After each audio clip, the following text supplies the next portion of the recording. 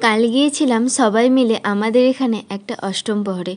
এখানে খাওয়ানোর সিস্টেমটা খুবই ইউনিক, দেখে খুব ভালো লাগলো। মায়াপুরে যেরকম বসে তার সামনে থাকে সিমেন্টের কড়া, সেইখানে পাতা রেখে খাওয়া হয়, ঠিক সেই রকম। আর এইখানে এনারা কাঠ দিয়ে বানিয়েছেন।